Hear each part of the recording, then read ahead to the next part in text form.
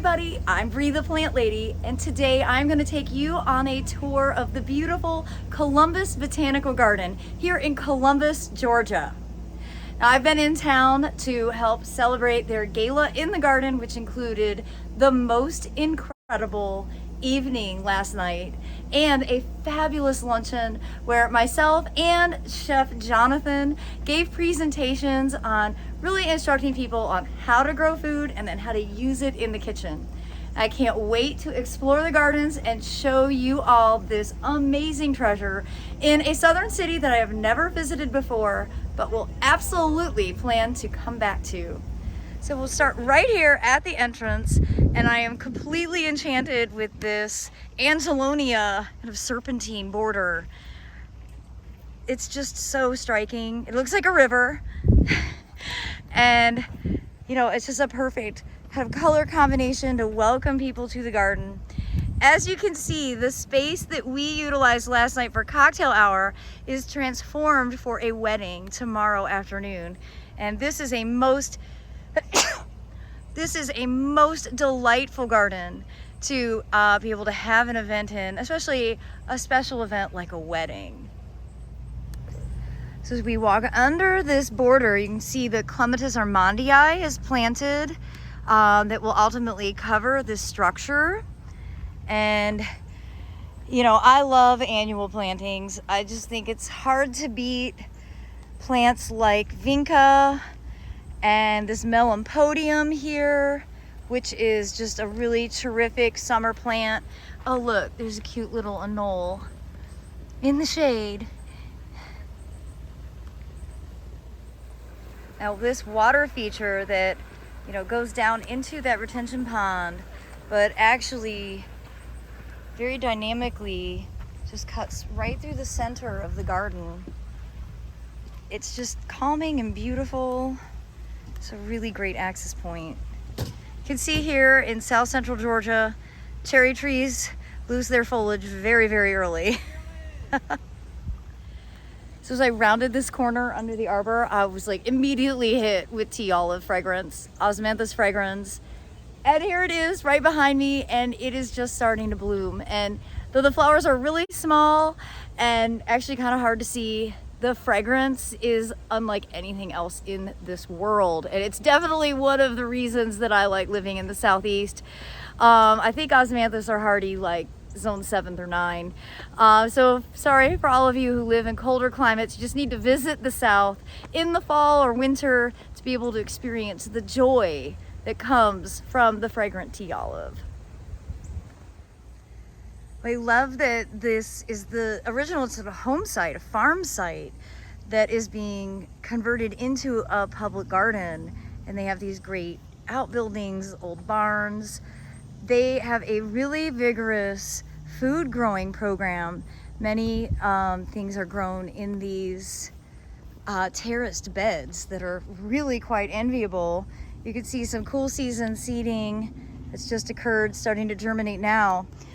In the year of 2022, they have actually already donated over 1,600 pounds of produce to a local nonprofit to help support feeding people at need in this community. And that's just such an important outreach that a public garden can be involved in. And that was basically the theme of the gala and luncheon today, to inspire other people to grow some food, not only for the purpose of eating it yourself, but to share it with those in need in your surrounding communities. I'm always so pleased to see AAS winners growing in these public gardens so that people have a better understanding of new varieties that have exceptional performance. That's really what All American Selections is about. And you can see all of these peppers are just huge and covered in fruit. And it really is a testament to modern breeding and selecting plants for specific regions. So if you're not familiar, you should definitely look up AAS, All American Selections winners. You can get great information specific to where you live. This is a really beautiful time of year to be here. You know, kind of late summer. We're just a few days away from the autumnal equinox, but so much stuff blooming. You know, I love Salvia coccinea, of course, lantanas. There's so many different butterflies in this garden. It's really quite inspiring to see. And I love these combinations of annuals and perennials. This is a favorite plant of mine. This is Serrata theca, and it's actually closely related to sesame, but it's more of an ornamental. And I need to get some seeds of this. Serrata theca triloba is its botanical name, and it's just a really terrific plant, you know, an annual plant that often will self-sow.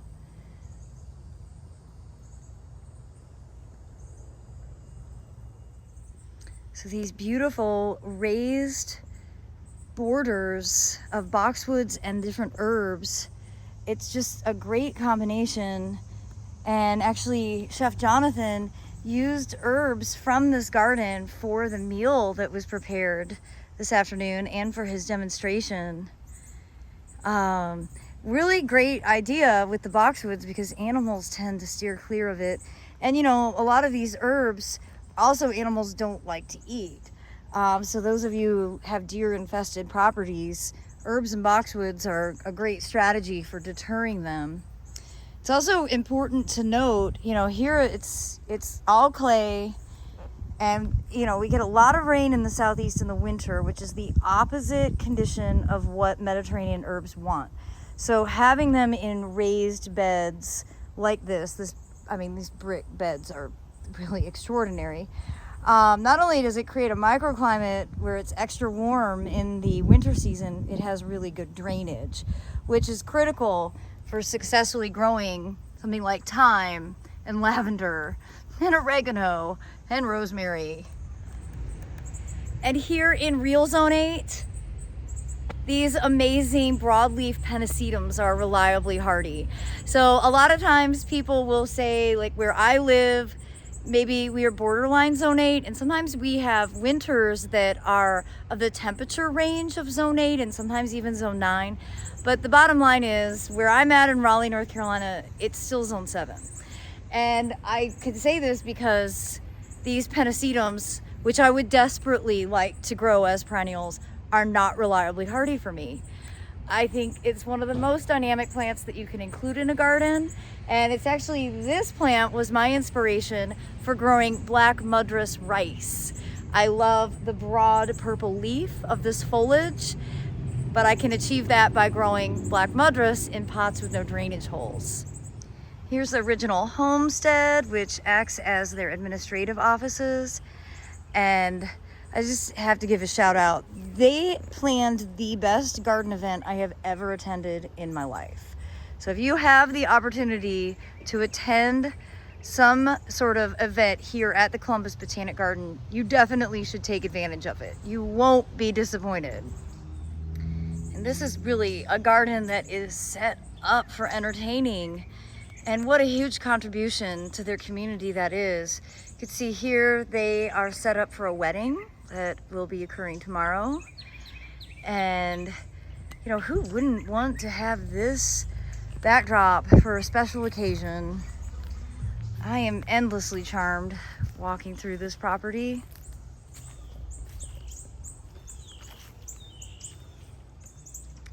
The wedding guests tomorrow are in for a treat because you can barely see it, but this hedge of osmanthus is flowering and the scent is just heavenly and inescapable.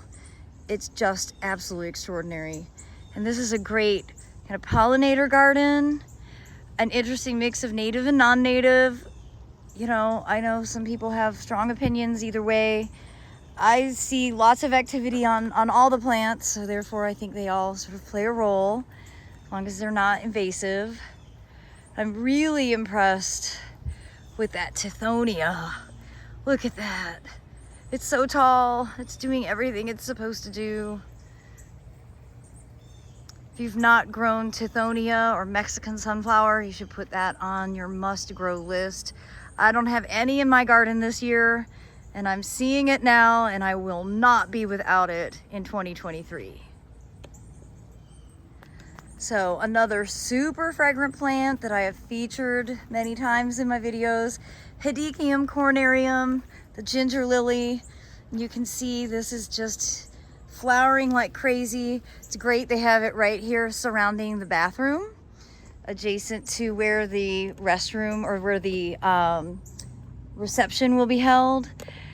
And you know, this again, it's a great plant because it will colonize and just kind of take over a bed. So if you have an area that, you know, you want to have something that doesn't require a lot of effort but brings incredible fragrance and of course that beautiful tropical foliage, Hedychium cornarium, great plant for warm climate gardens. And the beautiful Adriana, Executive Director, is coming to greet us. So it's not blooming now, but we have this native endangered species of shoal lily that only grows in like 5 different places. And we were able to get one to take in this area, and it bloomed this year for the first time. And so that was really exciting because we really were trying to showcase, like, here's something you can conserve. This is a great plant to try to work on conserving. And it only grows in these very specific areas. Shoals are these overlapping rocks. And so having it successfully come in here has been really great. So anyway. Back in the day, they farmed cotton, and they had to, once they got all the seeds out of it, they would gin it, which is a different machine. And then they would put it into bales, right? So this is the machine that puts it into bales, and you can imagine getting squished in here, what that would be like. And you can look all the way up there.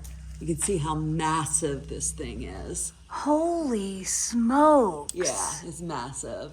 And this is what they would do to make the bales of cotton that they would sell, because the family were cotton farmers.